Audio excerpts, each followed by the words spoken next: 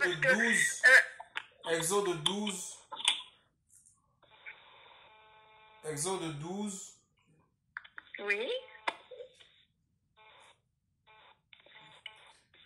verset 29? 12, verset 12 à Verset 13, 12, ouais, verset ok. 12 à Bon. 13. Oui, bon alors, Exode 12, verset 12, dans la parole de vérité, second. Cette nuit-là, je passerai dans le pays d'Égypte et je frapperai tous les premiers-nés du pays d'Égypte, depuis les hommes jusqu'aux animaux, et j'exaucerai des jugements contre tous les dieux de l'Égypte. Je suis le Tout-Puissant. Le sang vous servira de signe sur les maisons où vous serez. Je verrai le sang et je passerai par-dessus vous et il n'y aura point de plaie qui vous détruise quand je frapperai le pays d'Égypte. Je continue, frère? Non, c'est bon. Le verset 23. Le verset 22 à 23. Alors, 22 à 23. Vous comprendrez ensuite... Non, le verset vous 22. prendrez Oui. ensuite... Pardon? Le verset 22, oui. Oui.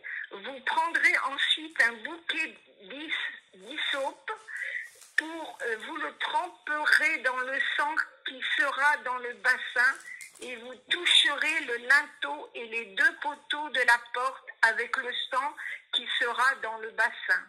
Nul de vous ne sortira de sa maison jusqu'au matin. Amen. Car l'Éternel, oui. Ah, ben non.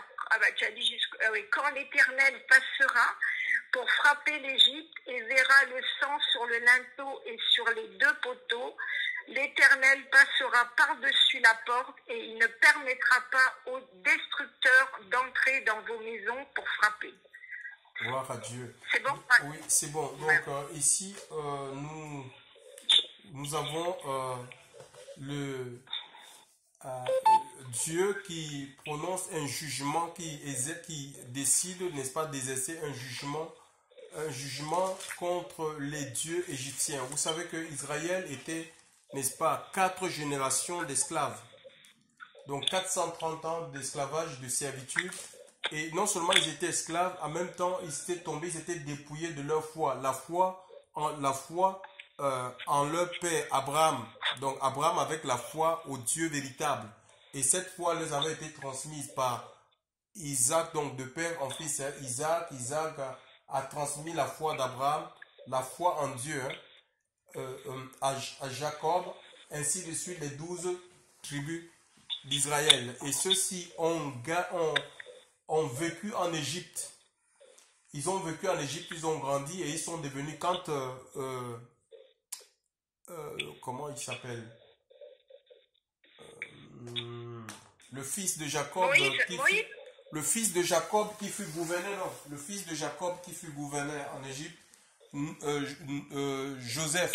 Oui, quand Joseph est mort, il y a eu un autre roi qui a accédé au trône et il n'avait pas connu ce Joseph et il s'est mis, donc il a trouvé une occasion pour réduire ce peuple pour en faire des esclaves. Donc, et là, ils ont, à force de travailler, et on les a obligés même d'abandonner le Dieu véritable, le Dieu auquel ils croyaient, le Dieu de leur père, pour servir les dieux étrangers, les dieux de l'Égypte. L'Égypte était une nation, n'est-ce pas, qui était plongée dans l'idolâtrie. Ils avaient à peu près 700 dieux. D'accord? Pour les Égyptiens, chaque élément de la nature était considéré comme Dieu. Même Moïse là, qui était un hébreu, mais qui a grandi dans le palais du roi, qui a été adopté par la famille princière, a connu l'idolâtrie en fait. Il connaissait ses dieux parce qu'il a grandi dans ce milieu-là. Il était puissant, nous dit l'Écriture, il était puissant en œuvre, mais aussi en parole. Et l'Écriture nous dit qu'il avait il connaissait en fait, il avait la connaissance il avait la sagesse en fait. Et en Égypte, il avait la sagesse en fait, mais c'était la sagesse égyptienne. Et en Égypte, on n'enseignait pas seulement, ce n'était pas seulement la sagesse, les mathématiques ou l'agriculture. Il avait aussi, donc il connaissait l'occultisme, d'accord? L'occultisme, la sorcellerie. Donc, et ici, c'est pourquoi Moïse, quand le Seigneur lui donnera le mandat, parce qu'il a vu, il va rencontrer Dieu. Quand il a fui l'Égypte, il se retrouve, n'est-ce pas, à Madian, c'était un coin perdu dans le désert. Donc, vous connaissez ce qui s'est passé, il sera recueilli sur un puits, il va prendre la défense des enfants de Jéthro, qui était un prêtre dans cette localité. Et il sera, on peut dire, il sera accueilli. Donc, la famille de Jéthro sera comme sa famille d'accueil. Il sera accueilli et on va lui donner de travailler, de paître les animaux. C'était le travail que faisaient ses filles. Parce qu'il n'avait sûrement, parce qu'il n'avait pas. C'était une charge que Jéthro avait confiée à ses filles parce qu'il n'avait pas de garçon. Donc, il va recueillir Moïse et il va lui donner cette tâche. Alors que Moïse était en train un jour de paître, d'amener ces bêtes au pâturage, qu'est-ce qui se passe? Il va voir un buisson, d'accord? Il sera face à un buisson qui brûle, mais ce buisson, un arbuste, dans le désert, vous voyez, dans le désert, ça peut monter 40, 50, 60 degrés. Hein, donc, et quand il fait tellement chaud, les arbustes prennent feu. Donc voilà. Et Moïse il va assister à cette scène, une scène où un arbuste brûle, mais cet arbuste ne consume pas. Donc le feu n'arrive pas à calciner cet arbuste. Alors qu'est-ce qu'il va faire? Il va se détourner pour s'approcher, voir effectivement, pour voir cette scène. Chers frères et sœurs dans le Seigneur. Donc, et c'est là Dieu va lui parler. Hein. Le Seigneur lui parlera donc de manière audible. Donc le feu brûlait, mais l'arbuste, ça ne consumait pas. L'arbre n'était pas consumé. Alors, donc, pour dire que frère, vous savez, ça c'était un miracle. Pourquoi Moïse s'est approché? Parce qu'en fait, c'est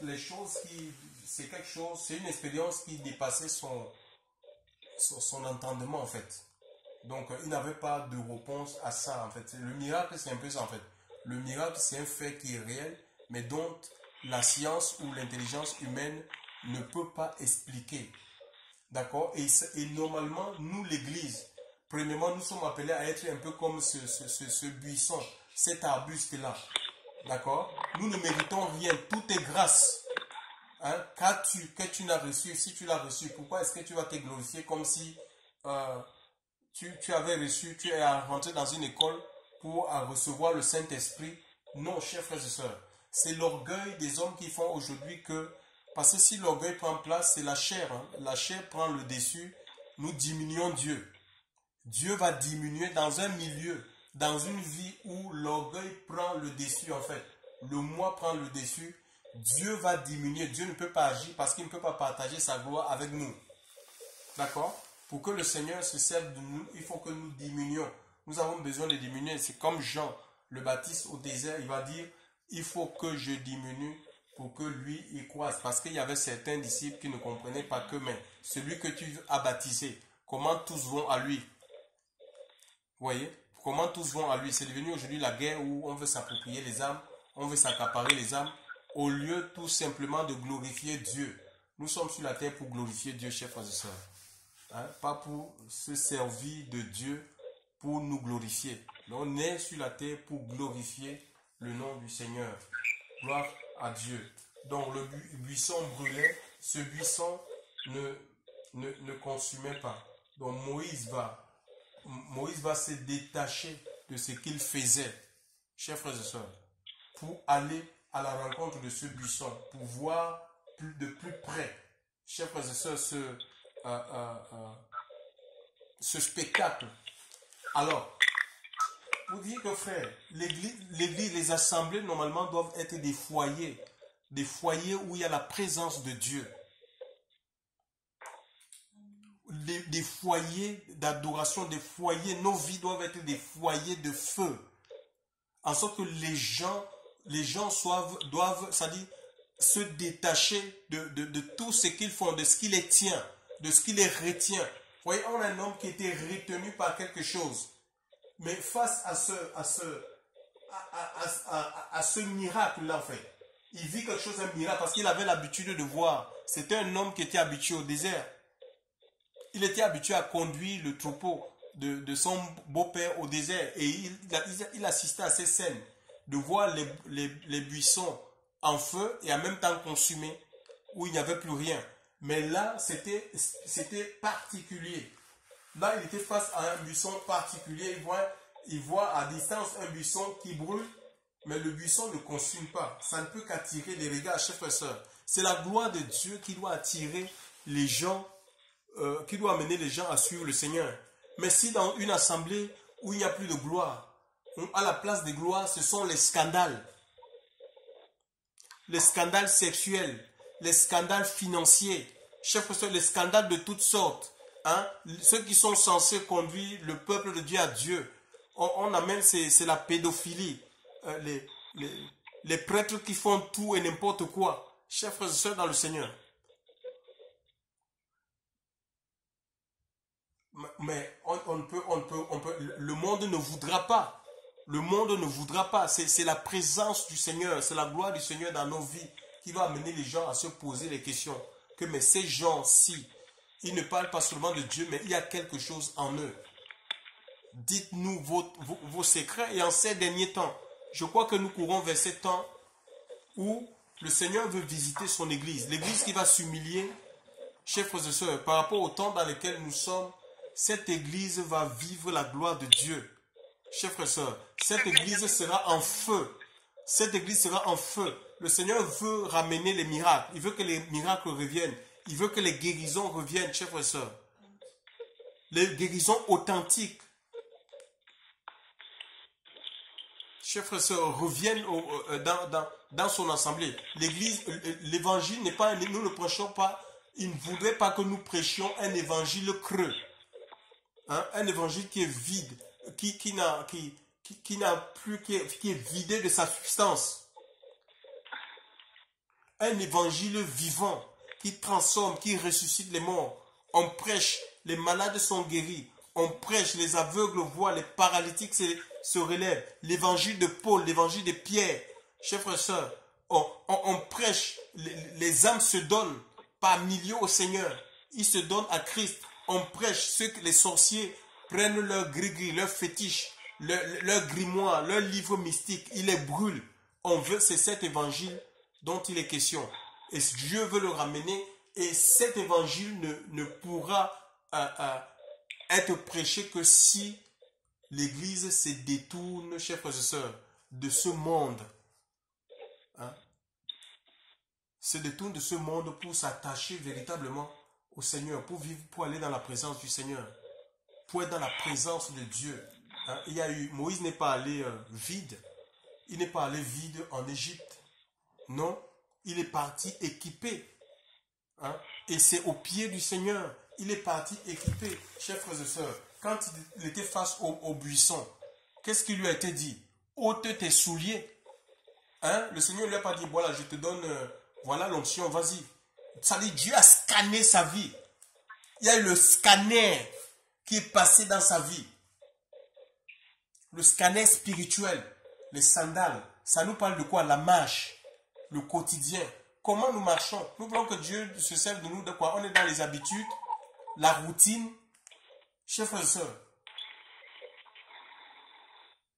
la marche, ôte tes souliers de tel qui...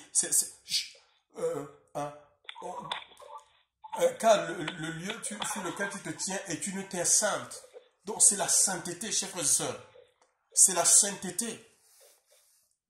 La sainteté sans laquelle personne ne verra le Seigneur. Qu'on soit apôtre, prophète, évangéliste, pasteur, on peut se targuer de tous les noms qu'on veut.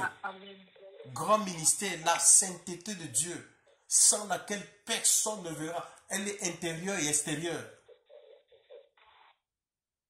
Sans laquelle personne ne verra le Seigneur. Donc, ce n'est pas les œuvres qui nous feront voir Christ. C'est sa vie.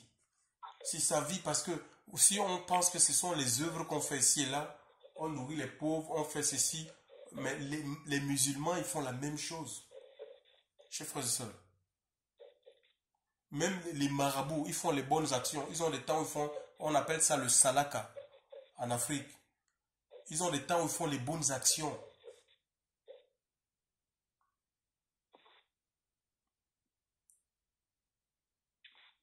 Donc la priorité, c'est la sainteté. Et on a mis cela de côté en fait. Parce que on est tombé facilement dans le social. Mais non, mais c'est le spirituel avant le social. D'accord? Tout le monde peut faire le social. Même les francs-maçons, ils font les œuvres sociales.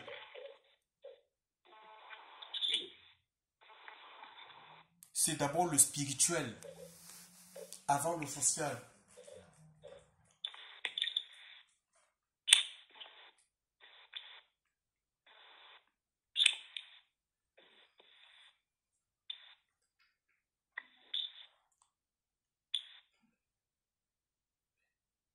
Allô? Oui, je suis là, je suis là. Alors. Donc, l'Éternel va le dire, et le Seigneur va dire à Moïse, hein, ceci, hein, Dieu va dire à Moïse, j'ai vu l'affliction de mon peuple qui est en Égypte, et j'ai entendu le cri qui lui a été jeté à cause de ses acteurs, ses oppresseurs, car je connais ses douleurs et je suis descendu pour le délivrer de la main des Égyptiens et pour faire monter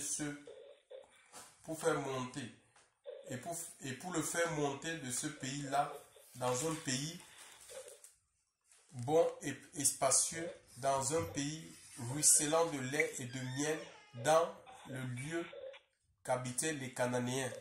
Donc le Seigneur voulait les sortir de l'esclavage pour les amener dans un endroit où ils seront libres. D'accord? Ils vont habiter des maisons qu'ils n'ont pas construit, chers frères et sœurs. Hein? Ils vont manger, ils vont boire du vin, sont à des vignes qu'ils n'ont pas plantées. Ils vont boire de l'eau qui jaillissant des citernes qu'ils n'ont pas creusées. Chers frères et sœurs, c'est le repos en fait. Nous vivons dans le repos. Nous sommes appelés à travailler dans le repos, chers frères et sœurs. Nous mangeons dans le repos. Nous servons Dieu. On n'est pas on appelle ça comment? Des repos? Nous servons Dieu dans le repos. Nous servons le Seigneur dans le repos. Ce n'est pas la course. Ce n'est pas dans la compétition. Ce n'est pas dans les rivalités. La concurrence. Voilà les choses qui minent. Autant de choses qui minent l'Église du Seigneur. C'est dans le repos que nous servons le Seigneur. Nous vivons dans le repos de Christ. Et c'est à l'intérieur qu'il met ce repos en nous. Il faut qu'on s'ouvre véritablement à lui. Donc ici, il y a des jugements. Quand le Seigneur décide, voilà, le Seigneur va décider de juger, il va donner des paroles à Moïse. Hein. Moïse, donc le Seigneur va lui dire, par exemple, je t'enverrai vers le Pharaon et tu vas sortir hors d'Égypte mon peuple. C'est le verset 10, quoi. Les fils d'Israël. Et Moïse dit à Dieu, qui suis-je, moi, pour que j'aille vers le Pharaon et pour que je fasse sortir hors d'Égypte les fils d'Israël. Et il dit, parce que je serai avec toi. D'accord? Quand le Seigneur nous confie une mission, on ne fera pas des choses par rapport à nous. Moïse, ici, il avait développé ce qu'on appelle un complexe d'infériorité. Il dit, qui suis-je pour délivrer? Oui, parce qu'il connaissait, il regardait ce qu'il était et il connaissait la puissance militaire de Pharaon. Il dit, mais qui suis-je pour aller parler devant cet homme? Pharaon était l'homme, c'est lui qui gouvernait la terre à cette époque-là. Chef frère seul dans le Seigneur. Donc il s'est senti petit. Le Seigneur va lui dire que non, mon gars, je serai avec toi.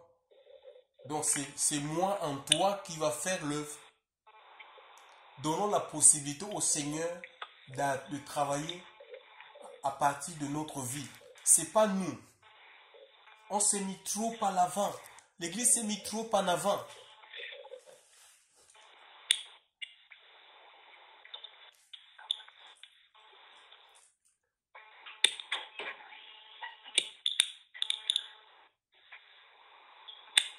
Il dit, on a souvent pensé que, qui suis-je pour que je fasse sortir hors d'Égypte les fils d'Israël? Et il dit, parce que je serai avec toi et ceci te sera le signe que c'est moi qui t'ai envoyé.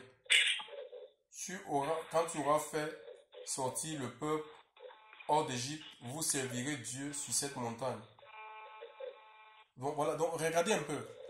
Nous, on a souvent cru que c'est nous qui gagnons les âmes, que c'est notre force qui attire les âmes, c'est nous qui guérissons les âmes. Le Seigneur dit que c'est lui, sans moi, le Seigneur Jésus lui-même va dire que sans moi, vous ne pouvez rien. C'est l'œuvre du Seigneur. C'est lui qui fait à travers nous, chers frères et sœurs. Donc on n'a même pas à tirer gloire de quoi que ce soit, ou à revendiquer. Il y en a qui sont sur la revendication. Comme si c'est eux qui guérissaient. J'ai prié sur vous, donnez-moi de l'argent. Vous devez me faire ceci, vous devez me faire cela. Je vous prêche l'évangile, achetez-moi une nouvelle voiture. Mais c'est quoi ça? C'est le Seigneur qui fait l'œuvre. Alléluia. C'est Dieu lui-même qui fait l'œuvre. Alors, et Moïse va dire ceci. Et Moïse dit à Dieu. Donc, en tout cas, pour rassurer Moïse,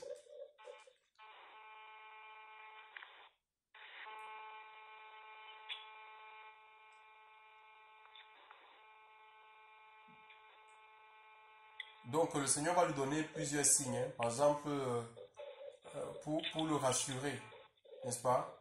Donc le Seigneur va lui demander, par exemple, il avait le bâton, le Seigneur va lui demander de jeter le bâton par terre, le bâton va se transformer en serpent. Alors, il va dire, prendre ce serpent par la queue, donc prends ta main, mets dans ton sein, et ainsi de suite. Donc voilà, et quand il va sortir la main, ce sera la lettre, et quand il va remettre sa main, on voit que sa main va redevenir saine. Donc, et Moïse va poser une question à Dieu. Écoutez ce que Moïse va dire, le verset 13, il va poser une question à Dieu, hein, dans les autres 3. Et Moïse dit à Dieu, voici quand je viendrai vers les fils d'Israël, et que je leur dirai, le Dieu de vos pères m'a envoyé vers vous, et qu'ils me diront quel est son nom. Que leur dirai-je? Et Dieu dit à Moïse, je suis celui qui suis. Donc, voyez la question que Moïse va poser à Dieu. Il dit, quand j'irai vers les enfants d'Israël, et je leur dirai que bon, le Dieu de vos pères m'a envoyé vers vous. Comment, si eux, ils me posent la question de savoir comment ce Dieu-là, le Dieu de nos pères, s'appelle. Pourquoi? Parce que les enfants d'Israël, les dieux égyptiens en fait, tous les dieux égyptiens avaient des noms en fait. D'accord? Ils avaient des noms. Et les enfants, puisque les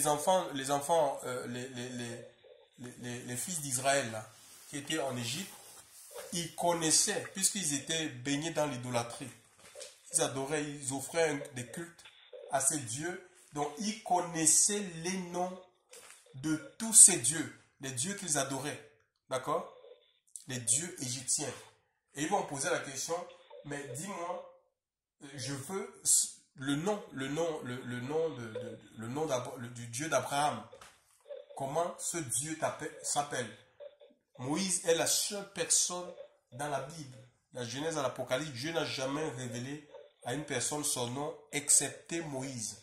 D'accord? Par rapport à la question que Moïse a posée, il va donner 4. Les je suis, c'est l'intemporel. Je suis, c'est un présent qui est continu. D'accord? C'est celui qui ne change pas. Je suis aujourd'hui. C'est différent par exemple de Macron. Hein. Je prends l'exemple de Macron. Macron, avant, il n'était pas président. Aujourd'hui, il est président. Et après 5 ans, sûrement, il ne sera plus président. On va dire, si après 5 ans, il n'est plus président, on va dire que Macron était était président. Mais avec Dieu, c'est pas comme ça en fait. C'est le je suis. Que ce soit avant ou après, ou avant, pendant, plus tard. Donc c'est un je suis qui ne change pas en fait. Je suis. Alors, maintenant ici, vous avez en Égypte, Dieu parle de juger les dieux égyptiens.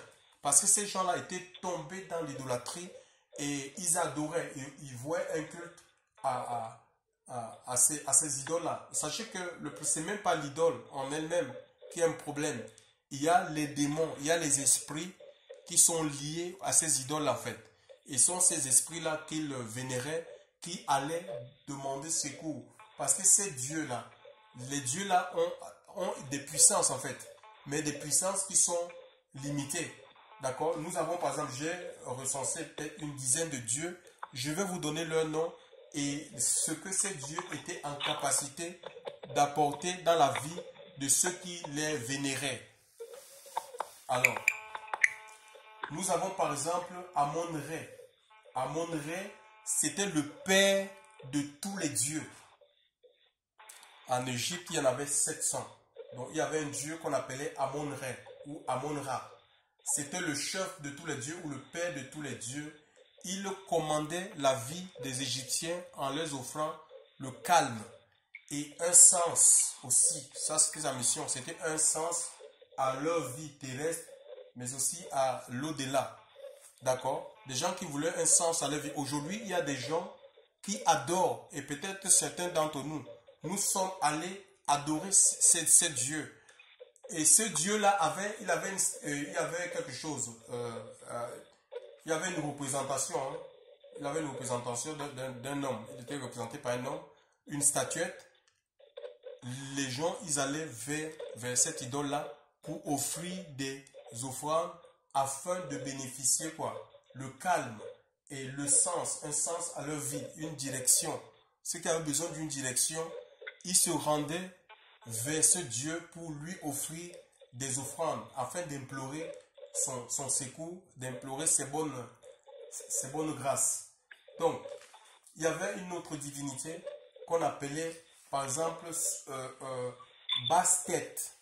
Bastet, c'était une divinité en forme de chat. D'accord? Et c'était une déesse, la déesse de la joie, du foyer et de la maternité. Ça veut dire que les gens qui allaient vers ce Dieu, c'était des femmes qui souffraient de la stérilité.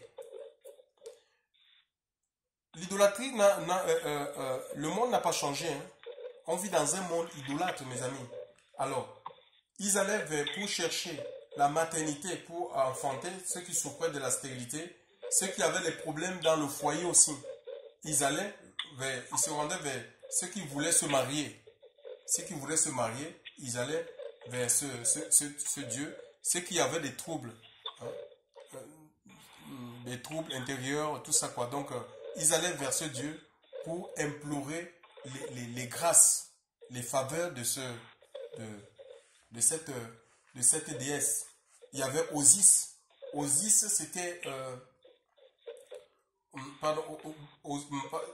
Isis, pardon. Il y avait Isis. Isis, c'était la déesse du trône, en fait. C'est celle qui offrait le trône. Les gens qui veulent le pouvoir, être président, ministre, gouverneur, député, ils allaient vers cette idole-là pour implorer sa faveur, pour devenir, je ne sais pas, moi, député, président. Et puis, il y avait des offrandes, il y avait des sites d'offrandes. Il y a des divinités qui aimaient, par exemple, qu'on sacrifiait des humains, d'accord, qui aiment le sang. Il y a des démons qui aiment le sang, en fait. Le sang humain. Hein. Certains, c'est le sang des animaux, ça dépend. Hein. Ou des êtres. On offrait, par exemple, des êtres comme ça, des enfants. On offrait, on sacrifiait à ces divinités pour pouvoir bénéficier les grâces de ce dernier ou de cette dernière. Donc ici c'était le trône. Osiris, il y avait des divinités comme Osiris, Osiris, c'était le roi des morts, en fait. Donc, c'est lui qui régnait dans le monde du silence, qui accompagnait les pharaons dans les dernières demeures. Il y avait, par exemple, Anubis. Anubis, en forme de chacal, c'est lui qui protégeait les gens dans l'au-delà, en fait. Donc, parce qu'on considère l'au-delà comme étant un voyage. Donc, pour sécuriser ce voyage-là, le voyage à l'au-delà, donc de ton vivant, il fallait faire des offrandes à Anubis pour espérer sa protection quand tu quittais ce monde. Il y avait par exemple Horus.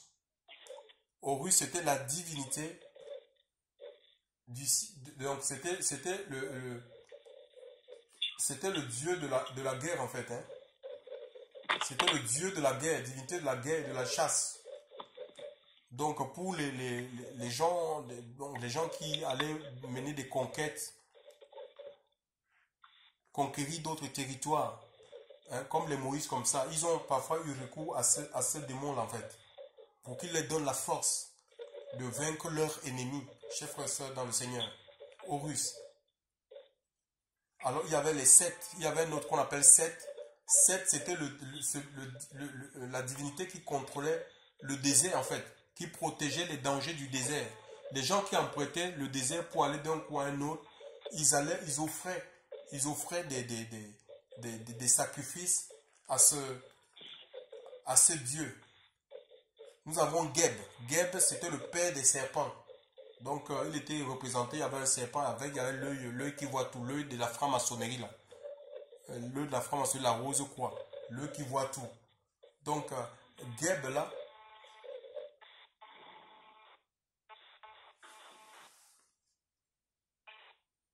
c'est lui qui décidait qui monte au ciel et qui reste sur terre. D'accord? C'est lui qui donnait, en fait, c'était lui qui donnait la possibilité aux gens, c'est lui qui décidait quand tu meurs, si tu dois aller au ciel ou si tu dois descendre sur terre pour payer ta culpabilité, en fait. Pour payer ta culpabilité, tu revenais sur payer la culpabilité. On parle de la loi du karma chez au Moyen-Orient. Donc, c'est-à-dire, si tu n'avais pas accompli les lois, si tu avais fait du mal, tu retournais à la terre. Tu retournais sur terre pour payer le mal, pour vivre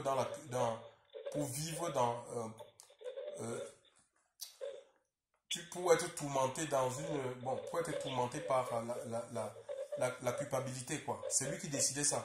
Soit tu vas au ciel, soit tu descends sur la terre.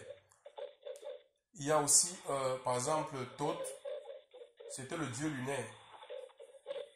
Donc, ce dieu offrait le confort aux gens. Ce dieu était en forme on le présentait comme, il avait la forme du singe ou d'un oiseau. Nous avions aussi, nous avons parlé de Sobek. Donc, il y a Sobek qui avait la forme du crocodile, mais celui qui protégeait les dangers du Nil. Nous avons Sekhmet, par exemple. Sekhmet, c'était le dieu en forme de lion. Enfin, c'était un dieu en forme de lion. Donc,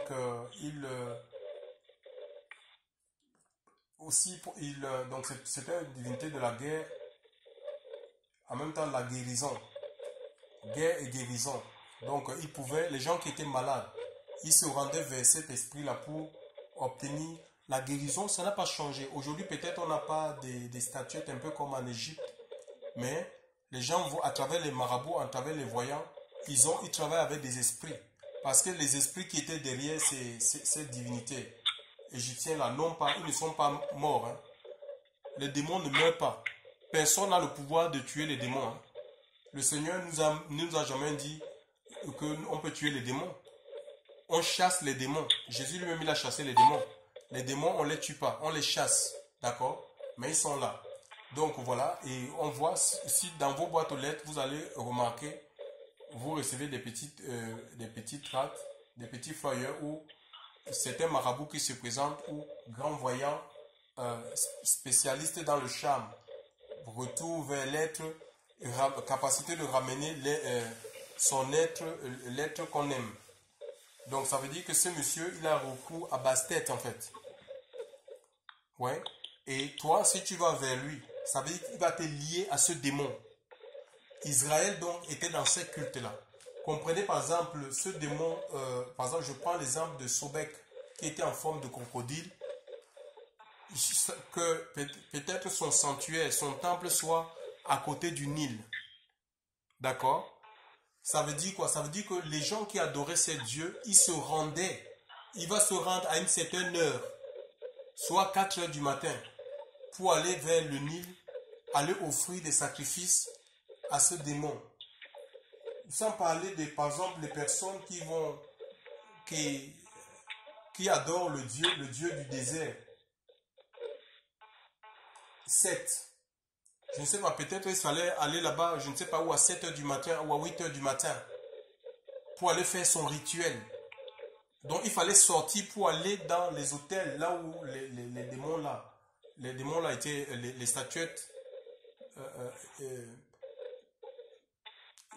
de ces faux dieux étaient placés. Et le Seigneur va dire, quand Dieu parle de juger, dans Exode 12, de juger son peuple, et qui va juger les dieux, parle de juger les dieux de l'Égypte, d'accord? De juger ces dieux, et il recommande à son peuple,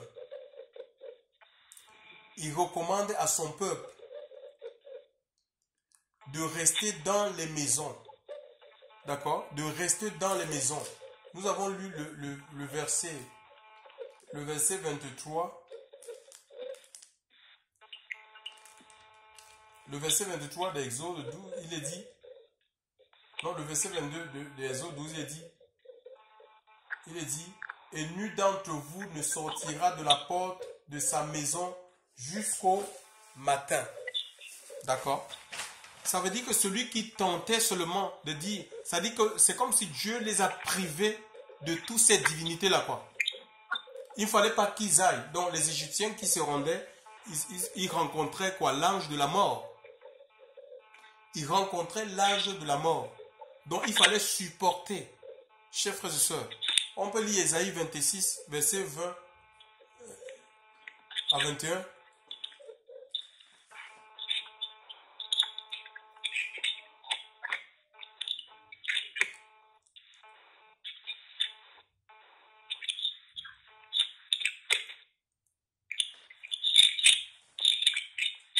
Ésaïe 20.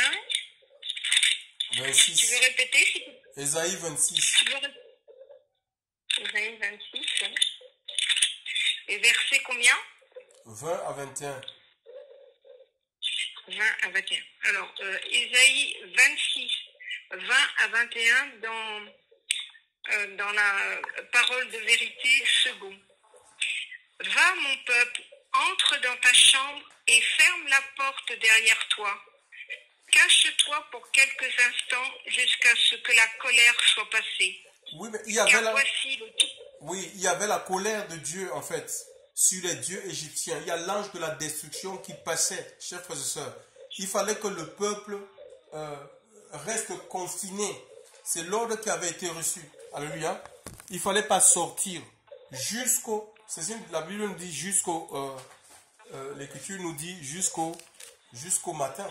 Donc, si on ne respectait pas cet ordre, on était exposé, chers frères et sœurs, à cet ange-là, l'ange de la destruction. C'est la même chose que le Seigneur nous demande.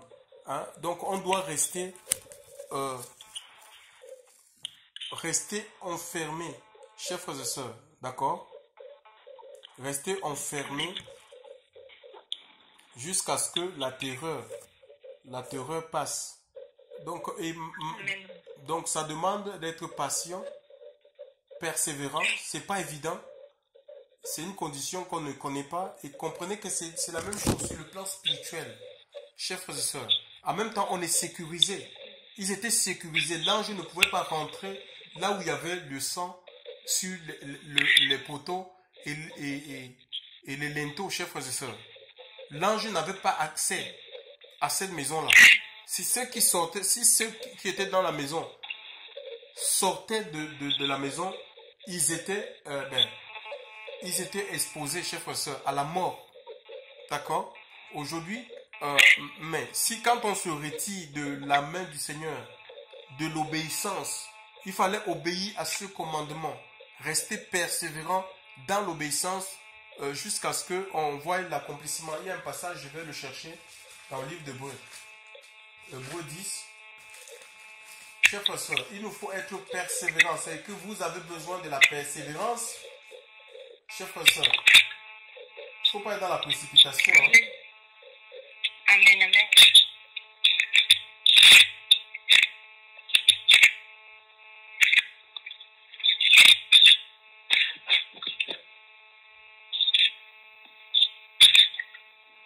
Verset 36. Le verset 36, Hébreux 10. Quelqu'un peut lire?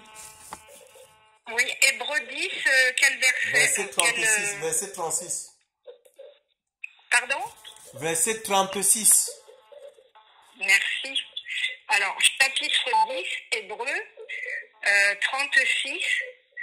Alors, car vous avez besoin de persévérance, afin qu'après avoir accompli la volonté du Tout-Puissant, vous obtiendrez ce qui vous est promis.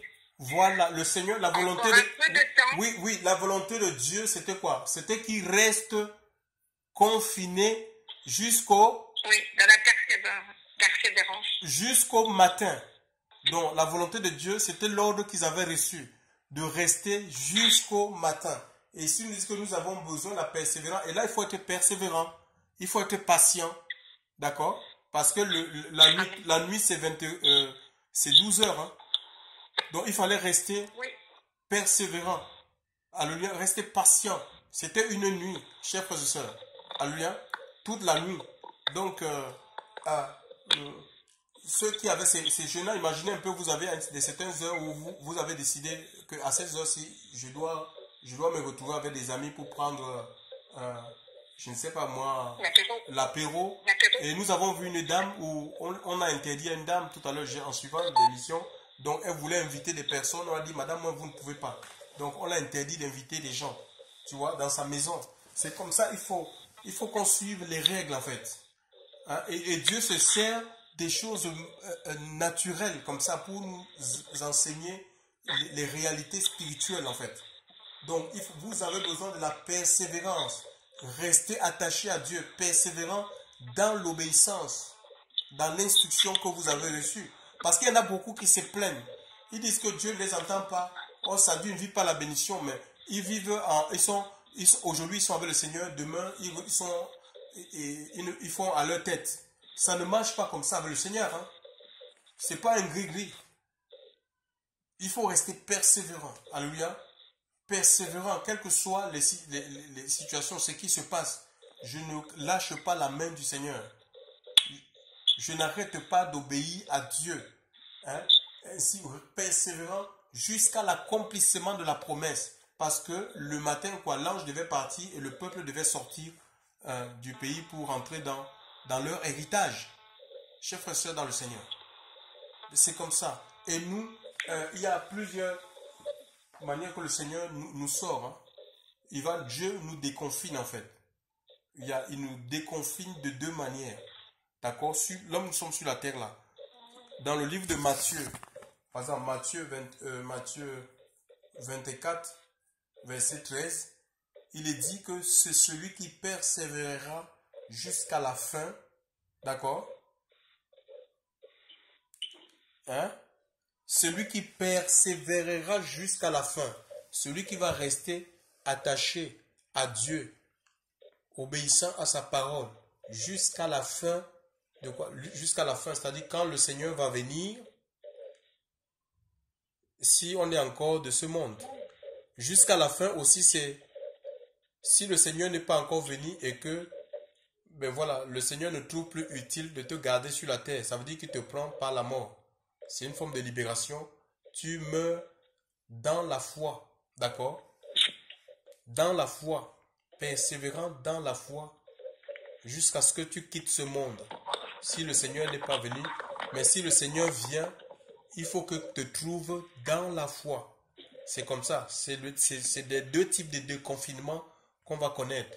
Le Seigneur va nous sortir de ce monde. Ça dit que même quand le confinement de l'État, du gouvernement là, va arrêter, nous continuons à être confinés dans le Seigneur, à être cachés dans le Seigneur. Colossiens 3 nous dit que notre vie est cachée en Christ. Comme ça, l'ange de la mort, c'est pour éviter que l'ange de la mort, le péché même, que le péché puisse nous affecter notre vie. C'est la seule façon, rester caché en Christ. Nous demeurons en lui. C'est demeurer dans le Seigneur, dans sa parole. On est gardé, chers frères et sœurs, des dangers qui peuvent survenir ici et là. Donc, double déconfinement. Le premier, c'est quand Christ nous enlève, et où, si nous partons, il juge mieux de nous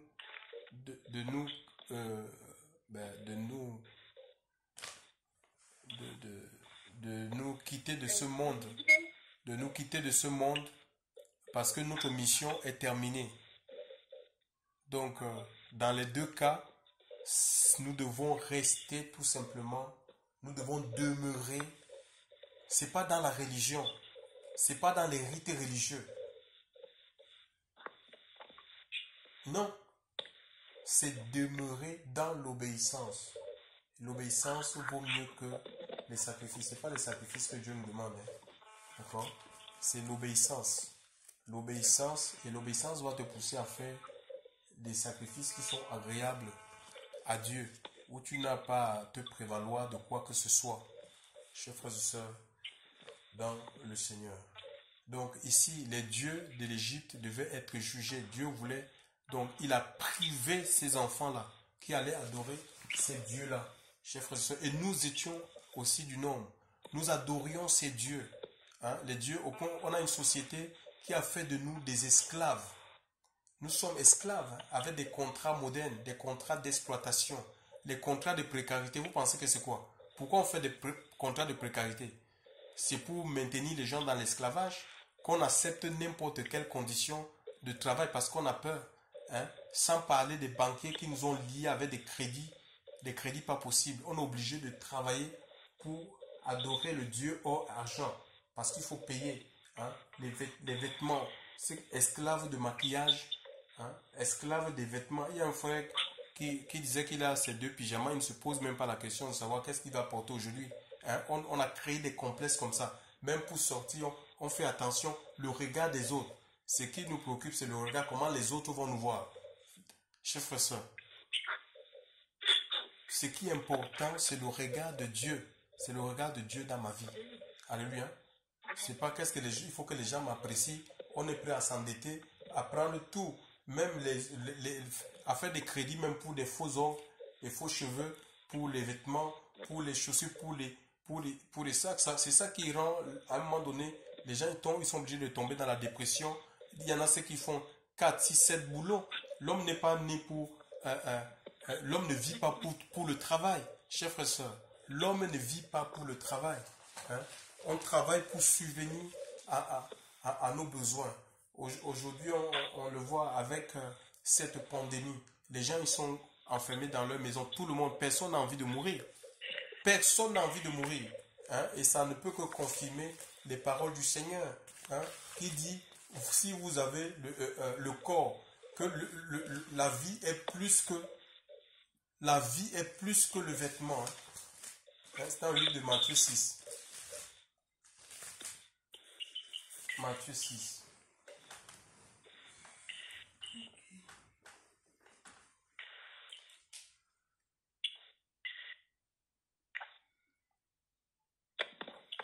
On peut lire ça.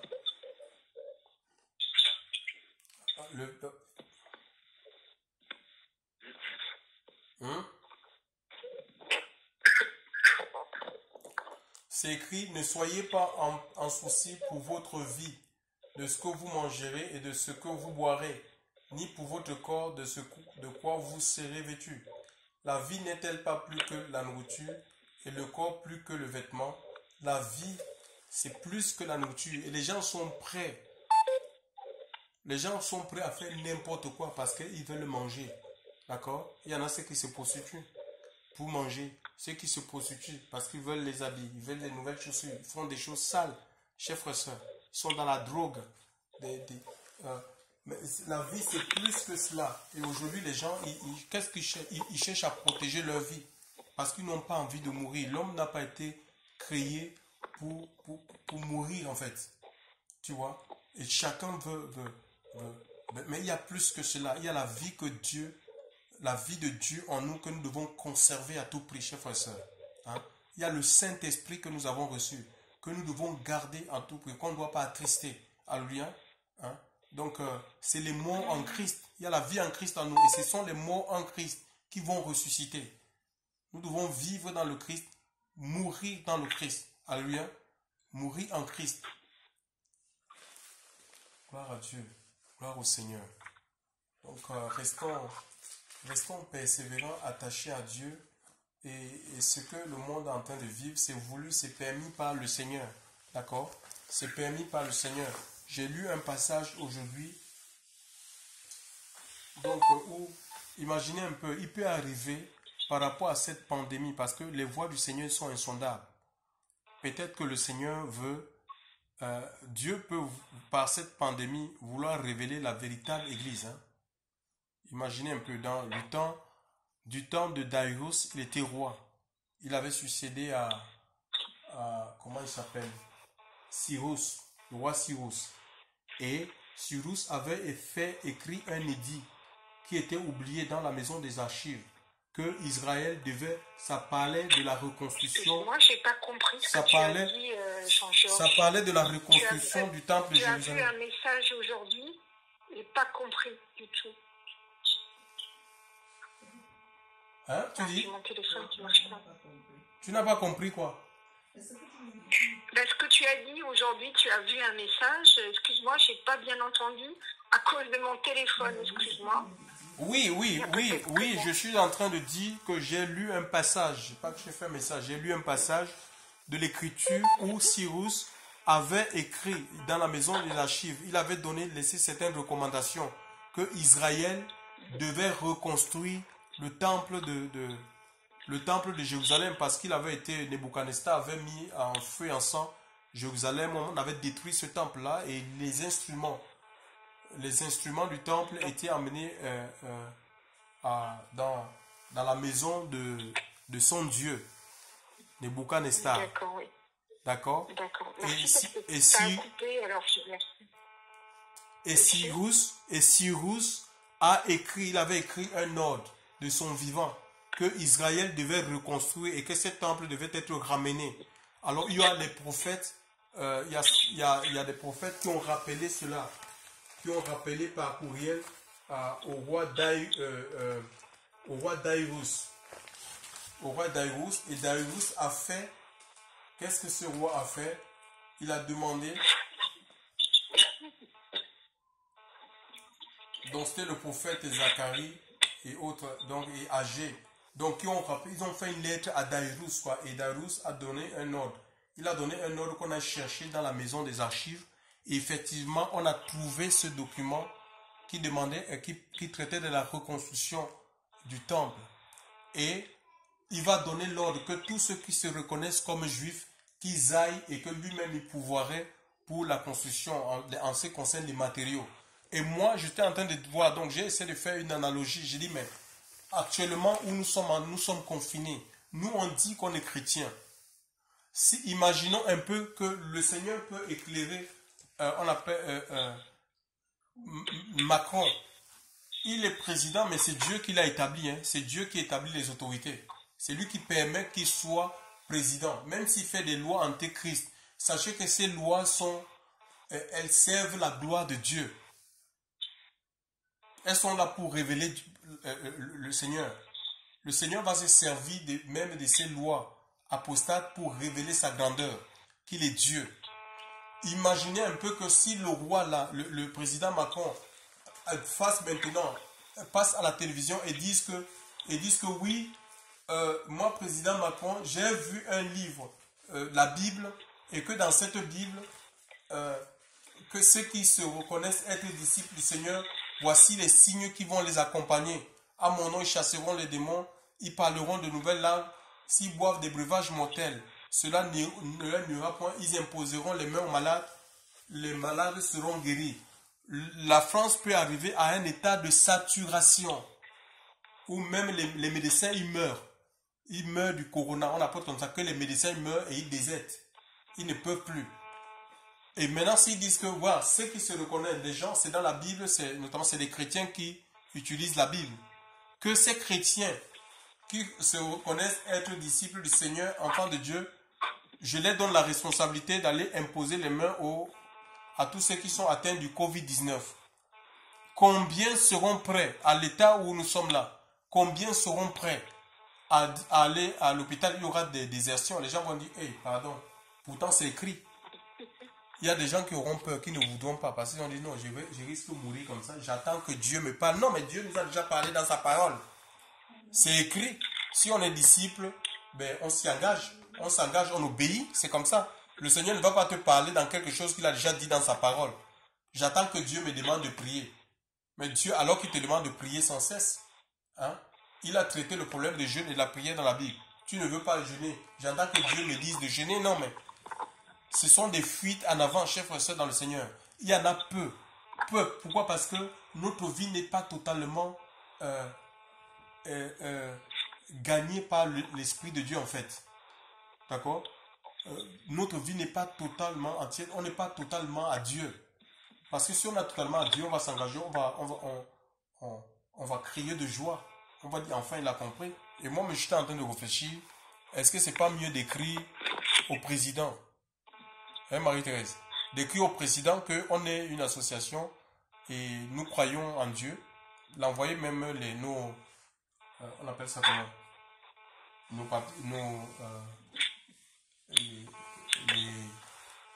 Les papiers, en fait. Donc, qui nous référencie. Que voilà, il est même marqué du soutien spirituel, qu'on peut apporter du soutien spirituel à tous ces malades qui se meurent parce que nous croyons dans la Bible et écrit ce passage. Voilà ce que la Bible dit. Jésus que nous suivons nous dit que voilà, s'il y a des malades, on peut prier sur eux. Et on peut voir la réaction, ce qu'ils diront. S'ils nous donnent le feu vert, on partira au nom du Seigneur. Il est avec nous. Hein. Il a dit. Je ne sais pas si on ne doit pas envoyer une lettre au président Macron par rapport à la crise. La crise est là. On ne peut pas seulement rester enfermé en disant que on prie. Normalement, les grands pasteurs, là, ils sont où? C'est eux qui devaient apporter cette initiative de voir les choses de cette façon, puisqu'ils sont grands. Non? Ils parlent de grandeur. D'essayer de toucher, de parler au président, que voilà. Et on voit dans la vie d'Israël, quand il y avait des situations, moi j'ai vu le prophète Élisée qui a dit au roi, ben, ne te mets pas en peine quand le roi syrien avait envoyé le général Nama. Le général Nama qui souffrait de la lèpre, hein, pour qu'il le guérisse. Mais le roi dit, mais est-ce que moi je suis un guérisseur? Donc, comme il ne connaissait pas qui avait Élisée, Élisée a dit au roi de faire venir ce Nama pour qu'il sache qu'en Israël, il y a un Dieu. Et c'est ça, en fait. Moi, j'y pense un peu comme ça. Donc, si on peut écrire, qu'au de rester confiné là, écrire au président, parce que les gens tombent. Les 800 morts, actuellement, la France a dépassé la barre de 5, on est autour de 7000 morts. On écrit au président, on lui envoie les papiers de l'association, c'est marqué même tout ce que nous faisons, il y a du soutien spirituel, et que par rapport à ça, nous suivons la Bible, c'est écrit qu'on peut imposer les mains aux malades. Ben, ceux qui ont foi en Dieu, ils ne seront pas atteints du coronavirus. Hein? Donc, sans protection, ils verront aussi la grande de Dieu. C'est quoi? C'est aussi une confrontation de puissance. Qu'il y a un Dieu tout puissant, hein, qui peut garder les gens au milieu de l'épidémie. Donc voilà. C'est ce que je ne sais pas ce que vous en pensez. On va prier et puis on va discuter de ça après. On va prier le Seigneur vraiment qu'il nous ravive, qu'il nous détache de tout ce qui est œuvre de la chair. Que quand on va sortir de ce confinement, si vraiment qu'il y ait qu'il y ait une action de Dieu premièrement dans nos vies. On ne veut plus vivre le christianisme comme avant. Vraiment qu'on puisse apporter notre vie, qu'il y ait une présence du Seigneur. Quand Moïse a été confiné pendant 40 jours, 40 nuits, on dit que les enfants d'Israël ne pouvaient même pas regarder son visage. Tellement il brillait, il était obligé de se voiler. Chers frères et sœurs dans le Seigneur. Oui, on veut la puissance de Dieu, on veut travailler avec la puissance de Dieu. Hein? On ne veut plus travailler dans la chair. On veut travailler avec la puissance de Dieu. On veut voir Dieu à l'œuvre. Le Dieu qui a accompagné l'apôtre Paul, l'apôtre Pierre. Un Dieu a accompagné ses disciples. Il a accompagné la parole qui a été prêchée par des signes, des miracles, des prodiges. Alléluia. Le Seigneur n'a pas changé. On prie le Seigneur. Éternel, tu es grand, Seigneur. Tu es puissant. Ton règne n'a pas de fin, Seigneur. Nous prions, Seigneur, parce que nous voulons te voir à l'œuvre, Seigneur. Longtemps, nous avons servi dans la chair, Seigneur. Nous avons servi dans, Seigneur, étant dans une forme de routine de suffisance. Mon Dieu, mon Père, Seigneur, et ton action, Seigneur, mon Dieu, mon Père, n'a pas été, Seigneur, Dieu Père, vraiment, Seigneur, Dieu Père, à l'œuvre comme nous avions voulu, Seigneur. Aujourd'hui, nous sommes conscients que c'est nous, c'est nos choix, c'est notre façon de vivre, Seigneur, qui est un obstacle, Seigneur. C'est pourquoi nous venons à toi, Seigneur, pour te demander vraiment, Seigneur, de nous toucher, de nous libérer, de nous détacher, Seigneur, de l'idolâtrie. Détache nos vies, détache nos cœurs, Seigneur, de tout ce qui peut, de tout ce qui fait ombrage, tout ce qui t'empêche, Seigneur, vraiment d'opérer avec nous, Seigneur Dieu. Nous te disons merci, Seigneur. Merci de nous visiter, de nous fortifier intérieurement. Que nous soyons des instruments. Entre tes mains, nous voulons vivre pour toi, Seigneur. Sois béni pour tout ce que tu fais. Dans le nom de Jésus-Christ, amen.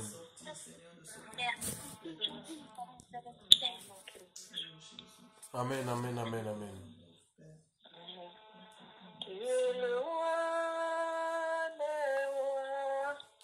Le Seigneur, tu es le Dieu de la création. Je me pose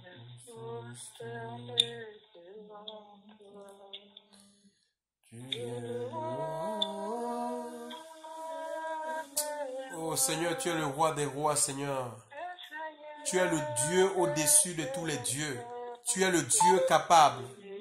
Tu es le je suis. Tu es la résurrection et la vie, Seigneur. Face à ceux qui sont malades, tu es celui, l'Éternel, qui guérit. Seigneur, mon Dieu, mon Père. Seigneur, face à ceux qui sont, mon Dieu, mon Père, Seigneur, Dieu Père, dans le trouble. Seigneur, Dieu Père. Seigneur, l'inquiétude. Tu es le Dieu de paix. Tu es le je suis, celui qui donne la paix, Seigneur. Celui qui donne le repos. Seigneur, mon Dieu et mon roi, Seigneur. Tu es celui qui a baissé. Tu es celui qui élève, Seigneur, Dieu Père. Oh Dieu Père, sois béni, Seigneur. Tu es celui qui transforme les vies, Seigneur Dieu Père. Oh my God, Seigneur. Nul n'est comme toi. Le ciel est ton trône. La terre est ton marchepied, Seigneur Dieu Père.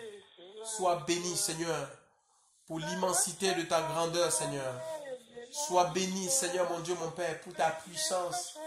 Seigneur Dieu Père, oh, tu déploies cette puissance, mon Dieu et mon roi, Seigneur Dieu. Ce soir dans nos vies, Seigneur Dieu Père, nous voulons être dans l'esprit, Seigneur Dieu. Merci de raviver encore ta présence. Seigneur, tu consumes les œuvres de la chair.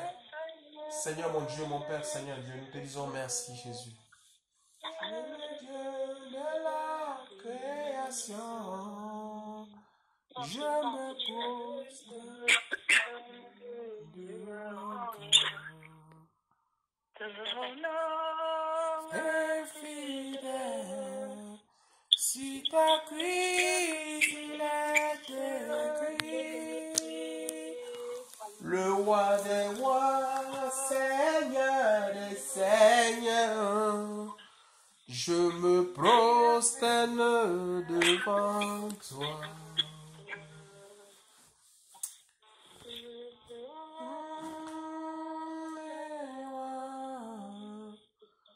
Le Seigneur des seigneurs.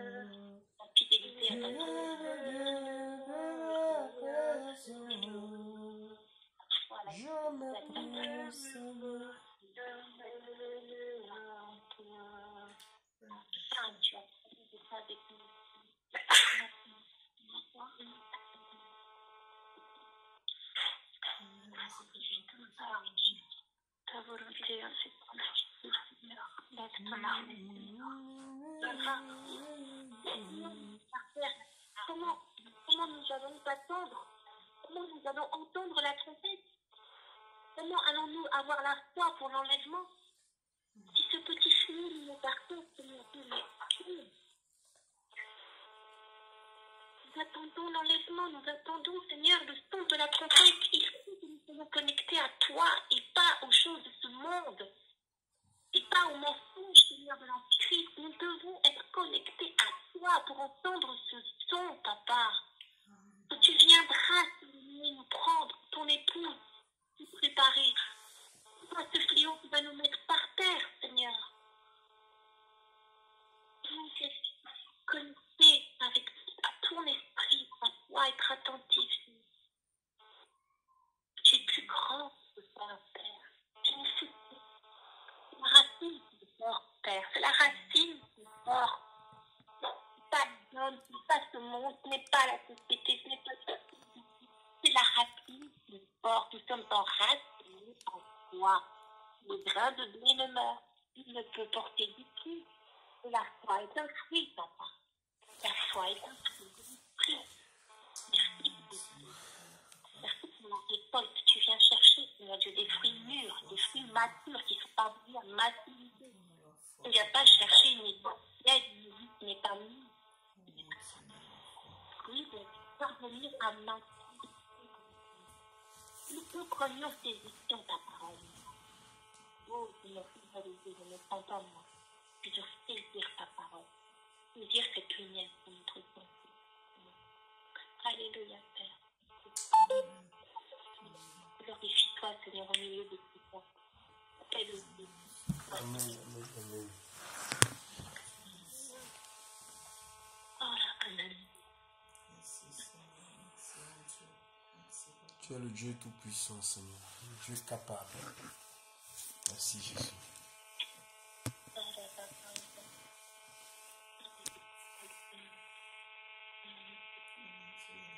De le nourrir en nous-mêmes, Seigneur Dieu. Prends toute la place, la place du roi règne dans nos cœurs, qui règne dans nos journées, règne dans nos pensées, et règne dans nos pensées. Nos pensées soient renouvelées. Alléluia. Règne en majesté, règne.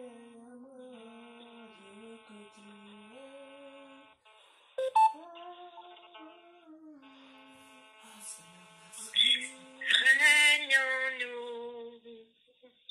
Règne en nous, Seigneur.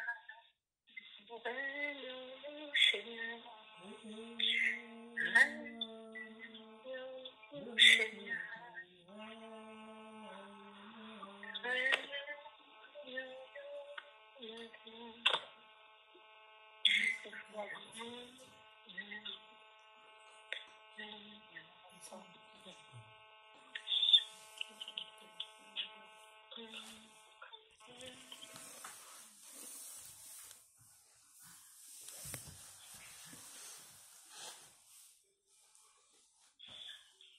Est-ce que quelqu'un a quelque chose à dire?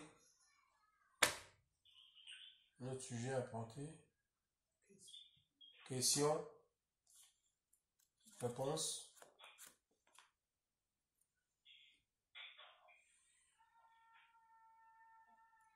Ben, on va remercier le Seigneur et puis recommander la nuit entre ses mains qui nous garde. Il parle tantôt d'une manière, tantôt d'une autre. Ce soir, il nous a parlé à travers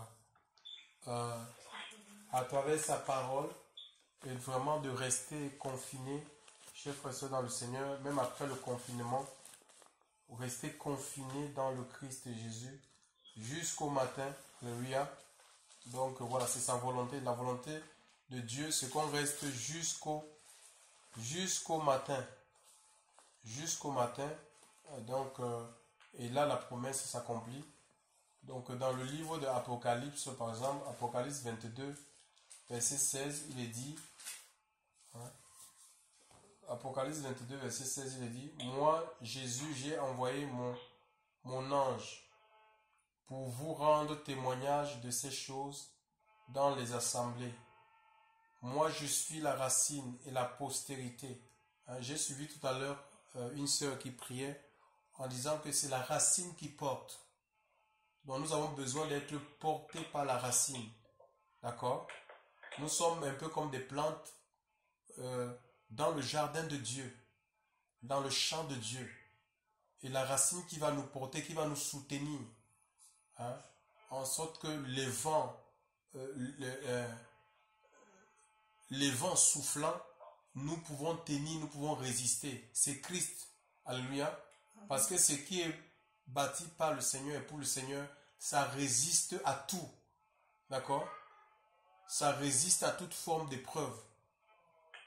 Hein? Je suis la racine et la postérité de David, l'étoile brillante du matin. L'étoile brillante du matin. Donc c'est lui qui va venir. Alléluia. C'est lui qui viendra nous chercher. Donc pour nous déconfiner définitivement de ce monde. Et l'esprit et l'épouse disent viens. Et que celui qui entend dise viens. Voilà. Donc l'époux et l'esprit et l'épouse disent viens. Celui qui entend dise viens. Et que celui qui a soif vienne. Que celui qui veut prenne gratuitement l'eau de la vie. La parole de Dieu. La parole qui donne la vie. Là au Seigneur. Donc Dieu parle par des songes, par des visions aussi. D'accord? Il peut nous parler directement dans notre esprit. Donc on va prier le Seigneur qui veille sur nous et qui continue à se révéler.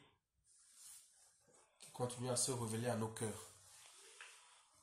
Nous prions le Seigneur. Père, nous te remercions pour ce temps de passage, de partage, de communion fraternelle. Nous voulons prier pour la nuit, Seigneur Dieu. Tu nous as parlé par un instrument ce soir, au travers de la parole écrite, Seigneur Dieu. Et nous croyons que tu es capable, Seigneur, encore de nous parler, Seigneur. Mon Dieu, mon Père, tu continues à éveiller nos consciences, nos esprits. Seigneur, tu continues à te révéler à nous, Seigneur. Mon Dieu, mon Père, Seigneur Dieu Père, nous sommes disposés, Seigneur Dieu Père, à entendre ta voix dans le nom de Jésus-Christ. Sois béni, Amen. Amen. Amen. Je voulais quand même revenir sur quelque chose. J'ai parlé des cris au président. Je ne sais pas ce que vous en pensez. Personne n'a rien dit.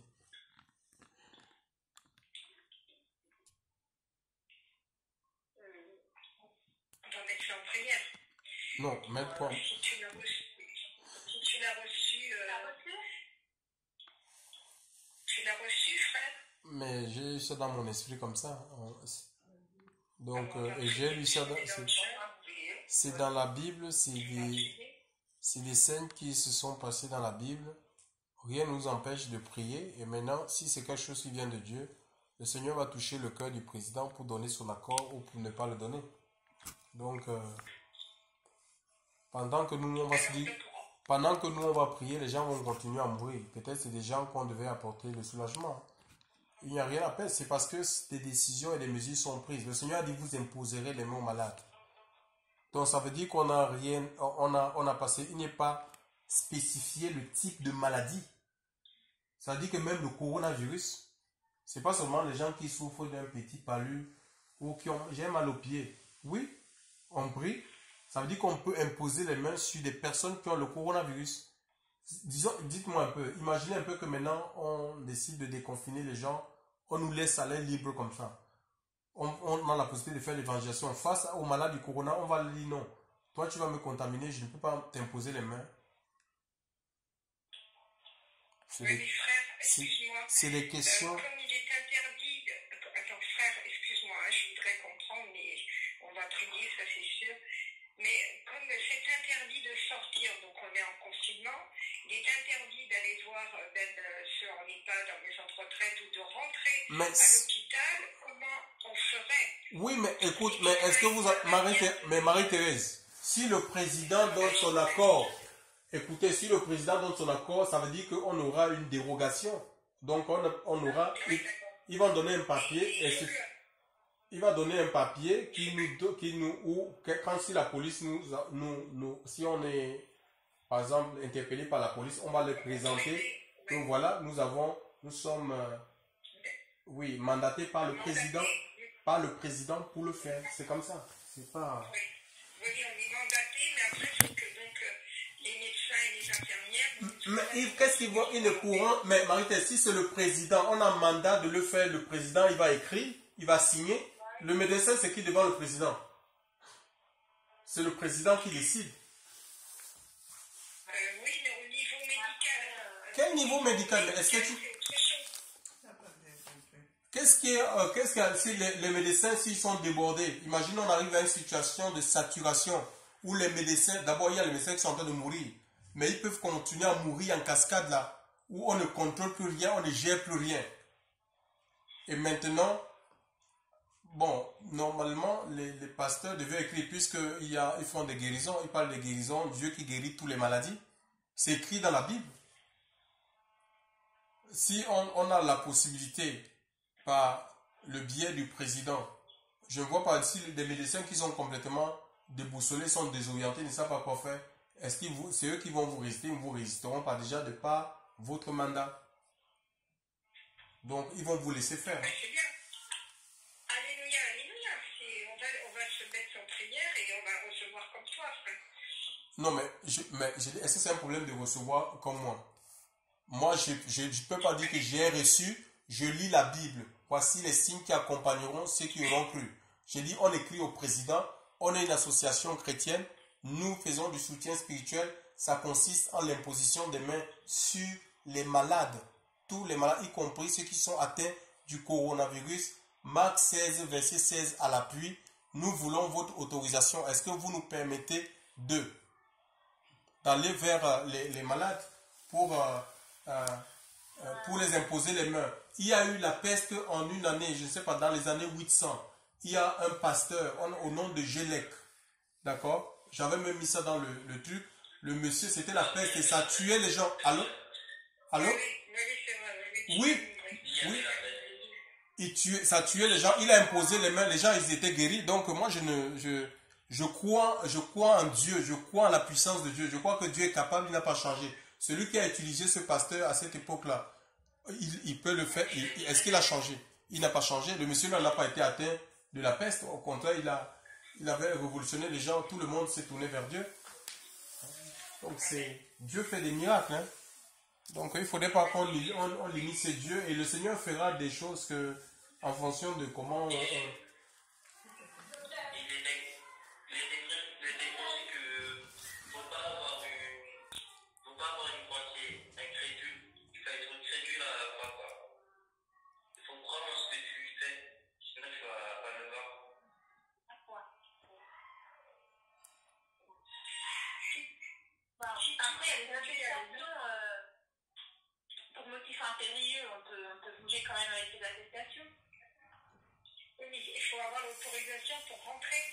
Oui, mais c'est l'autorisation du président. Écoutez, je ne suis pas en train de... J'ai comme impression que je ne me fais pas comprendre. Je dis la première mesure. Il y a des mesures... Non.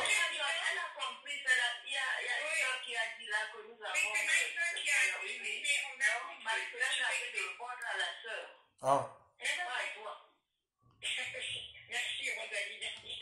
Non, mais c'est sûr qu'on est tous dans l'incompréhension et on veut comprendre. Je suis d'accord avec toi. Tu as la foi à ce niveau-là. Et alléluia, alléluia, il ne nous abandonnera pas. Et s'il faut le faire, il faut le faire. Je suis d'accord. Voilà. Maintenant, on va écrire au président. Il faut l'accord du président, oui. Il faut que le président nous donne le feu vert.